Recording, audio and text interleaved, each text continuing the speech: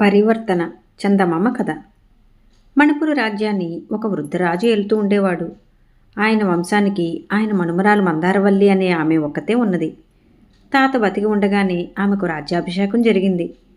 తాత ఆమెతో, అమ్మా, నువ్వు పెళ్లి చేసుకుని సంతానాన్ని కను, లేకపోతే నీతోనే మన వంశం అంతరించిపోతుంది అన్నాడు. మందారవల్లికి పెళ్లి చేసుకోవడం ఇష్టం లేదు. ఒక పురుషుడు తనకు భర్త అయి తనపైన అధికారం చెలాయించటం ఆమెకు సహించరానిదిగా ఉండేది. వంశం నిలబెట్టడానికే అయితే ఎవరిని పెళ్ళాడినా ఒకటే అని తాతకు చెప్పి మందారవల్లి తమ కొలువులో ఉన్న ఒక అనామకుడిని పెళ్ళాడింది. అతను పేరుకు రాణిగారి భర్తే కానీ అతనికి ఏ పదవి లేదు. అతను వేళకు తిని మిగిలిన కాలంలో కోటలో ఎక్కడో పడి ఉంటాడు. అతని గురించి ఎవరూ పట్టించుకునేవారు కారు. రాణి ఎప్పుడూ రాజకార్యాల్లో మునిగి ఉండి భర్తను గురించి ఎప్పుడో కానీ ఆలోచించేది కాదు. మందారవల్లి కొంతకాలానికి ఒక ఆడపిల్లని కన్నది. ఆమెకు మందారమాల అని పేరు పెట్టుకున్నారు. కుమార్తె పుట్టినాక మందారవల్లి తన భర్తను గురించి బొత్తిగా పట్టించుకోవడం మానేసింది. కానీ మందారమాల మాత్రం తన తండ్రి దగ్గర వీలైనంత కాలం గడుపుతూ అతనంటే ప్రేమగా ఉండేది. మందారమాల పుట్టిన కొంతకాలానికి మందారవల్లి తాత చనిపోయాడు. చనిపోయే ముందు ఆయన మందారవల్లిని పిలిచి, నీ కూతురు పెద్ద కాగానే ఆమెకు పెళ్లి చేసేయి, దాని కడుపునైనా వారసుడు కలగవచ్చు అన్నాడు. మందారమాలకు పెళ్ళీడు వచ్చింది. చుట్టుపక్కల ఉన్న దేశాల రాజకుమారులు ఆమెను పెళ్ళాడటానికి సిద్ధంగా ఉన్నారు. వారిలో కొందరు మందారవల్లి దగ్గరికి పెళ్లి రాయబారాలు కూడా పంపారు. అయితే మందారవల్లి ఆ రాయబారులను అవమానించి పంపింది. తనలాగే తన కుమార్తె కూడా అనామకుడైన భర్తను పెళ్లాడి ఆమెకు దాసుడై పడి ఉండాలని. ఈ సంగతి తెలిసి మధురాపురపు యువరాజు మకరందుడు అతి సామాన్యుడిలాగా వేషం వేసుకుని మణిపుర నగరానికి వచ్చి రాజభవనం వద్ద ఉన్న ద్వారపాలకులతో, నాకు రాణిగారి దర్శనం కావాలి అని చెప్పాడు.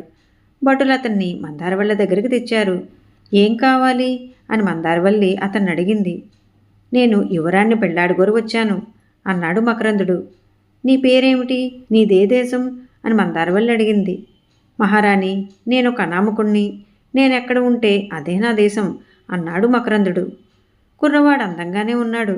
అందుచేత ఈ అనామకుణ్ణి తన కుమార్తెకు చేసుకోవచ్చు అనుకున్నది మందారవల్లి.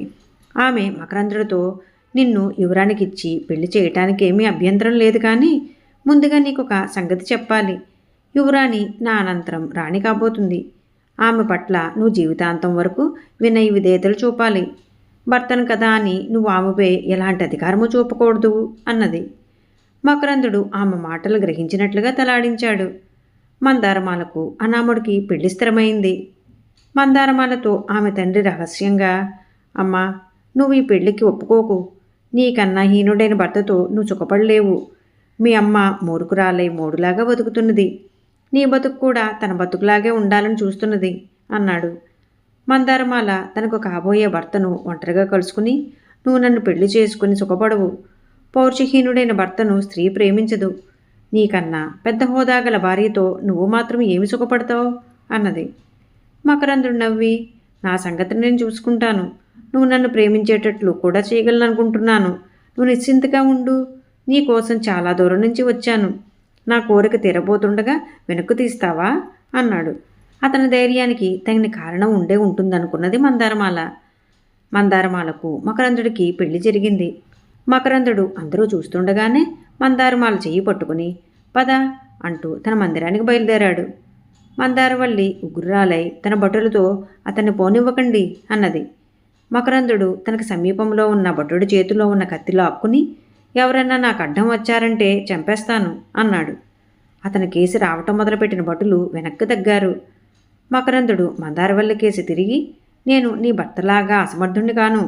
ఇంత తిండి తిని కుక్కలాగా పడి ఉండను అన్నాడు. మందారవల్లి తన కూతురి కేసి చూసి, ఆ దౌర్భాగ్యుడు అలా పేలుతూ ఉంటే చూస్తూ ఊరుకుంటావేం అన్నది. నా భర్త పౌరుషవంతుడైతే నేనెందుకు కాదనాలి? నీ భర్త పనికిమాలని వాడైతే నీకు సిగ్గులేదని నాకు కూడా ఉండదనుకున్నావా అన్నది మందారమాల తల్లితో.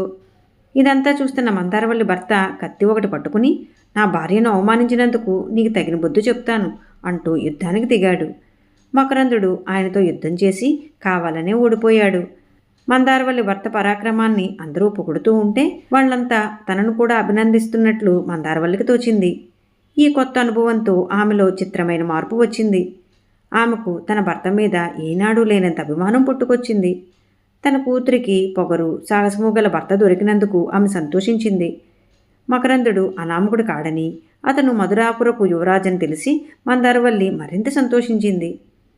ఈ కథ మీకు నచ్చినట్లయితే లైక్ చేయండి, షేర్ చేయండి. మరిన్ని మంచి కథల కోసం మా సంపత్ ఛానల్ని సబ్స్క్రైబ్ చేసుకోండి.